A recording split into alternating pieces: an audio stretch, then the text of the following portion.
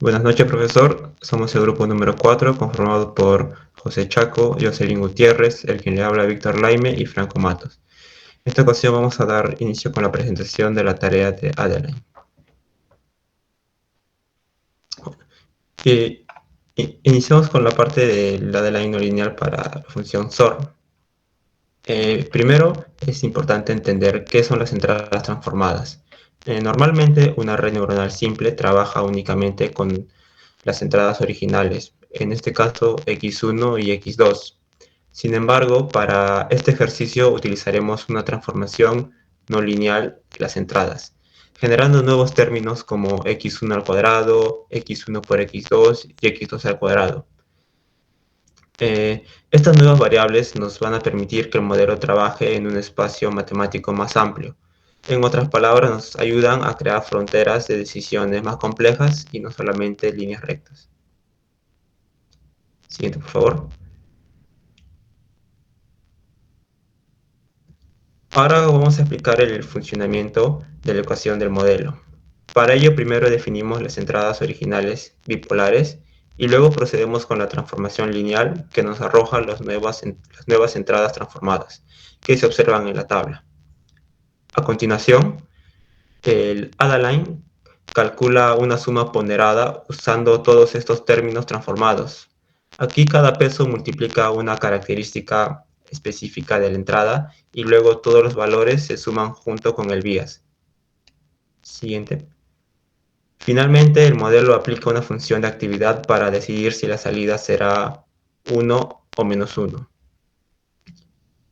Siguiente, por favor.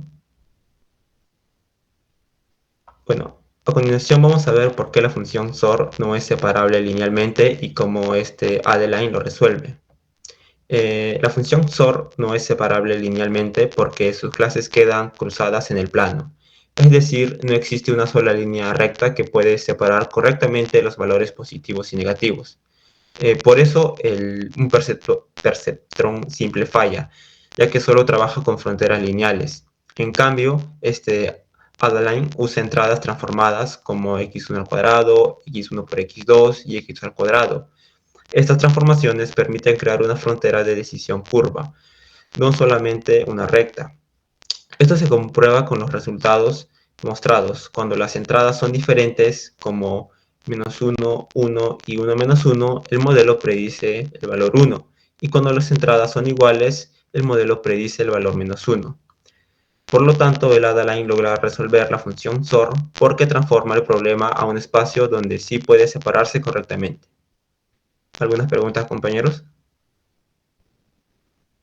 Sí, quisiera preguntarte, Víctor, ¿qué pasa si se usan vectores binarios, o sea, 0 y 1, en lugar de los bipolares que se han usado, el -1 y el 1? Bueno, cuando usamos vectores bipolares, la red converge mejor porque los valores negativos ayudan a que los productos cruzados como x1 y x2 den información más útil. Por otro lado, con vectores binarios, cuando x tenga valor de 0, se pierde información porque cualquier número multiplicado por 0 da 0. Ok.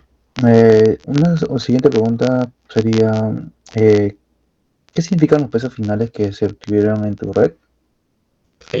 Cada peso indica cuánta importancia de la red le da la red a cada entrada transformada. Por ejemplo, si el peso número 3 es grande, nos quiere indicar que el producto cruzado de las entradas es el factor más importante para decidir la clase. A continuación le doy pase a mi compañero. Bueno, ahora voy a explicar de forma visual por qué el perceptrón no puede resolver el problema SOR y cómo Adeline con entradas no lineales sí lo logra.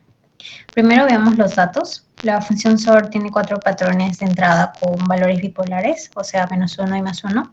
Y como pueden ver en la tabla, cuando ambas entradas son iguales, la salida es -1 y cuando son diferentes, la salida es +1. Al graficar estos puntos, los de clase +1 y los de clase -1 quedan en diagonales opuestas y, bueno, este es un problema para el perceptrón. Siguiente, por favor. Aquí vemos claramente el problema. el perceptrón solo puede generar una línea recta como frontera de decisión.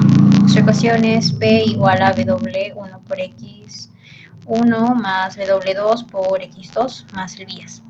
En la gráfica intenté trazar dos líneas diferentes y como pueden ver en ambos casos siempre queda al menos un punto del lado equivocado.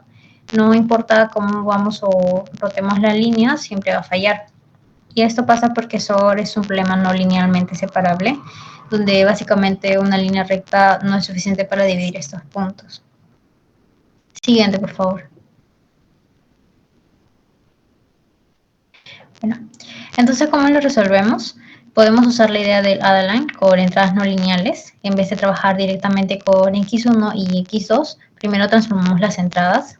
Creamos 5 nuevas variables, X1 al cuadrado, X1, el producto de X1 por X2, X2 y X2 al cuadrado. Y como se ve en el diagrama de la red, estos 5 variables entran a la neurona cada una con su peso. La nueva ecuación queda como b de k igual a w0 más w1 por x1 al cuadrado más w2 por x1 más w3 por x1 x2 más w4 por x2 más w5 por x2 al cuadrado. ¿Y qué logramos con esto? Al agregar estos términos cuadráticos, la frontera de decisión ya no tiene que ser una línea recta y ahora puede ser una curva. Siguiente, por favor. Bueno, y aquí tenemos el resultado después del entrenamiento. La curva morada que ven es la frontera de decisión, y es decir, donde b de k es igual a 0. Fíjense que ahora sí se logra una separación correcta, y los dos círculos verdes, que son los puntos de clase más 1, quedaron dentro de la región verde, y los dos cuadrados amarillos, que son los de clase menos 1, quedaron en la región amarilla. O sea, la red clasificó correctamente los 4 patrones de SOR usando una sola neurona. No necesitamos agregar capas ocultas ni nada más complejo. Solo con transformar las entradas antes de procesarlas es suficiente. Y mi conclusión es que la transformación no lineal de las entradas le da a Adaline una capacidad de separación muy superior al del perceptrón simple, porque le permite generar fronteras curvas en vez de líneas rectas. ¿Hay alguna pregunta? Sí, Tony. Quisiera, saber qué tipo de curva es la que se formó. No sé si es que siempre sale de la misma forma. La curva que se formó en este caso es una hipérbola, pero no siempre sale la misma forma. La ecuación b de k es igual a 0, es básicamente una cónica, y dependiendo de los pesos después del entrenamiento puede resultar una elipse, hipérbola, parábola. Lo que determina la forma son los coeficientes de x1 al cuadrado, x2 al cuadrado y x1 por x2. Pero lo importante es que la curva logra separar correctamente las dos clases. También quiero preguntarte, ¿se podría resolver un XOR con un perceptrón si es que usamos muchas capas o es posible esto? Sí, de hecho sí se puede. Si usamos un perceptor multicapa que tiene capas ocultas entre la entrada y la salida, también podemos resolver SOR. Las capas ocultas nos permiten crear combinaciones no lineales internamente, pero la ventaja es que con el Adaline lo resolvemos con una sola neurona y no necesitamos capas ocultas. Solo transformamos las entradas con funciones cuadráticas y el producto cruzado, ¿no? Y con eso la neurona ya pudo aprender la separación. Es una solución más simple y directa. Ahora paso con el siguiente compañero. Bien, iríamos con el problema número 2.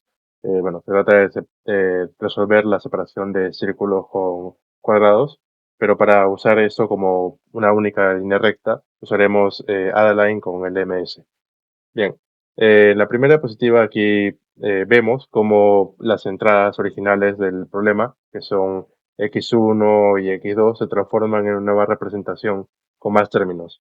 En lugar de trabajar con solo dos valores, el modelo usa también términos como x1 cuadrado, x2 cuadrado y x1, x2. Esta transformación es importante porque los círculos y cuadrados no se pueden separar con una línea recta. Al agregar estos nuevos términos, el A-line puede formar una frontera curva y adaptarse mejor al problema. Siguiente diapositiva, por favor. Aquí ya vemos lo que es cómo cambia la dimensión de los datos después de aplicar la transformación no lineal. Al inicio, cada punto tenía solo dos características, x1 y x2.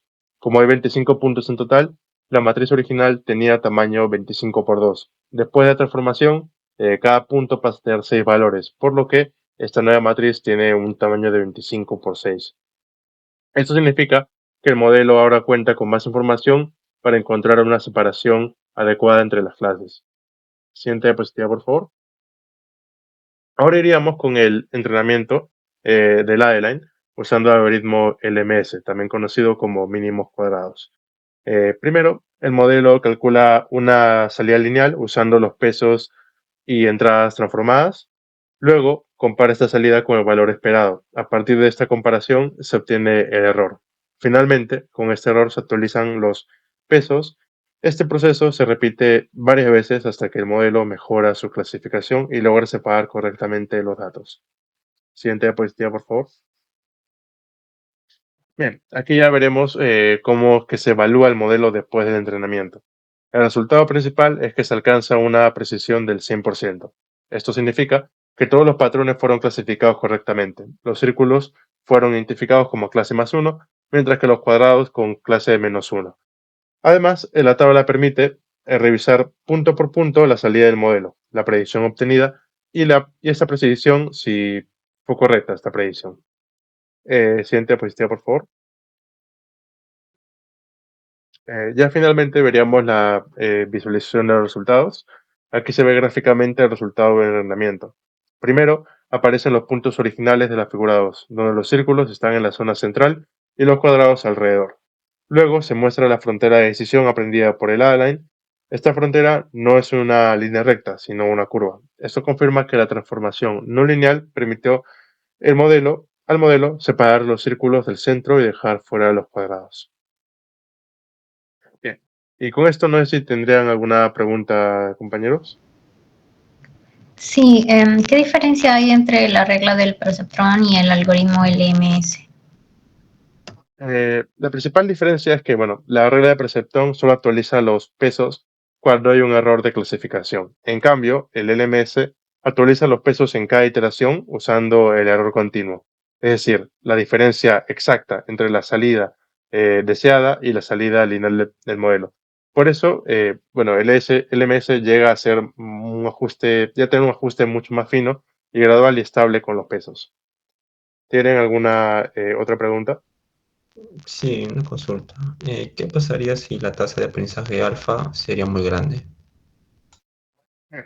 Si alfa es muy grande, los pesos cambian demasiado en cada actualización. Esto puede hacer que el modelo oscile y no converja. En lugar de que el error disminuya, puede subir y bajar constantemente. Si el alfa es muy pequeña, el modelo sí puede converger, pero lo haría muy lento. El truco sería, bueno, buscar un valor intermedio que funcione para cada caso. Ahora iríamos con el siguiente problema. Ok, ahora vamos a pasar a la parte del problema número 3, que tiene que ver con la parte de clasificación circular con Adeline. El objetivo dentro de este es eso, entrenar una red de Adeline que aprenda a clasificar puntos dentro de un plano según si esto está dentro o fuera de un círculo. Es decir, que se cumpla que x1 más x2 es menor que 1. Para ello tenemos 600 datos de entrenamiento, 200 épocas y con ellos pudimos obtener 94% de precisión en la prueba, ¿no? Ahora, ¿por qué este problema tiene un grado de dificultad, ¿no? Porque podemos ver dentro de la gráfica que tenemos en un círculo, dentro del círculo tenemos puntos azules y fuera del círculo tenemos los puntos rojos, ¿no? Y tenemos que hacer una pregunta, si es que una línea recta puede separar, hacer una división de estos, y pues la respuesta sería no. Entonces, esto nos hace que sea un problema no linealmente separable, ¿no? Entonces, para ello, el presentador estándar o un Adeline lineal fallarían porque solamente pueden trazar hiperplana, ¿no? En este caso, la frontera ideal sería un x1 al cuadrado más x2 al cuadrado, que sería esto igual a 1. Esto nos daría una curva que en este caso sería la parte circular, ¿no? Y no una recta. Entonces, para la solución, Primero vamos a comenzar con transformar las entradas que no son no lineales. En lugar de entrenar solamente un adeline con un x1 y un x2, pues transformamos el espacio en un vector extendido, que sería un phi que es igual a 1x1 al cuadrado más x1, x1 por x2 y x2 al cuadrado, x2 y x2 al cuadrado, ¿no? Con ello tenemos la siguiente fórmula, que cuando esta fórmula es igual a 0, el espacio original que describiría esto sería una cónica, que este podría ser un círculo o una elipse, ¿no? Y entonces, dentro de eso también, si es que los pesos de W1 y W5 son similares y los demás son cercanos a 0, entonces también tenemos exactamente el círculo que queremos describir, ¿no? En una sexta dimensión. Entonces, la diferencia clave en esto sería con el procesador, que el procesador solamente calcula el error después de una función de escalona en binario y discontinuo, que en cambio el ADLM calcula el error antes sobre la salida lineal, y lo que esto lo hace continuo y diferenciable, ¿no? Permite usar una gradiente descendiente real, ¿no? Entonces vamos a pasar a la parte del entrenamiento, que en el entrenamiento usamos la regla delta o el algoritmo de Windhoek y Hot, que nos muestra que hacemos los tres pasos, que es primero hacer la cálculo de la salida lineal y luego hacemos el traspuesto. El segundo es el cálculo del error, que sería es igual a d menos u, que esto sería que es continuo, y luego también tenemos la parte tercera, que sería la actualización de los pesos, ¿no? Esto con, con, con esto nos da una ETA, que sería el learning rate de 0.05 con 200 épocas, 600 muestras, que con ello en la gráfica que nos puede mostrar que el error cuadrático medio cae rápidamente en las primeras 50 épocas, ¿no? De 0.76, que estaba a 0.37, ¿no? Y esto luego se estabiliza. Y luego la precisión de este entrenamiento pues llegó a los 92.5%. Ok, ahora vamos a ver la parte de los resultados, en donde tenemos el 22.5%, tal cual estaba comentando en la anterior diapositiva, frente a la precisión que tuvimos en la prueba, y con 12 errores frente a los 200 puntos de prueba, ¿no? Ahora podemos ver en la tabla que tenemos que el W sub 1, que es menos 0.26, y el W sub 5 es menos 0.29, y adicional a ello los siguientes puntos que tenemos están cercanos al 0. Esto hace que cumpla los términos lineales para la parte circular que teníamos prevista. Entonces esto hacemos que con ello también tenemos con el radio prendido, que es aproximadamente 0.82 versus el radio real, que sería el 1, ¿no? Esta diferencia se explica porque tenemos los datos de entrenamiento, que tenemos una distribución un poco desbalanceada, ¿no? Eso sería todo por la parte del problema 3. ¿Tendrán alguna consulta adicional, una pregunta? Sí, porque este problema es ideal para el Adeline con entradas no lineales. Ya, mira, te comento, en esta parte, por ejemplo, tenemos la condición que tenemos, que es x1 al cuadrado más x2, que es menor a 1. Esto ya es una cuadrática, ¿no? Entonces, por naturaleza. Entonces, las entradas transformadas de la line incluyen estas dos, que serían x1 al cuadrado más x2, que son exactamente los términos que se necesitan para aprender esta frontera circular. También tengo una consulta, compañero. ¿Sí? Tenemos allá que generas muy pocos puntos aleatorios para entrenar. Por ejemplo, 10. Ya, mira, en este caso hemos usado 200, ¿no? Pero si usamos muy pocos puntos, por ejemplo, la red no tendría suficientes ejemplos para aprender. Entonces, la frontera circular, por eso que podría clasificar bien estos 10 puntos que me mencionas, pero también podría fallar con unos puntos nuevos que tendría. Entonces, mientras más puntos de entrenamiento menos usamos, mejor sería la generación de red, porque tendría más información sobre dónde está el borde del círculo, ¿no? Eso sería todo. Muchas gracias, compañeros. Eso sería todo por nosotros.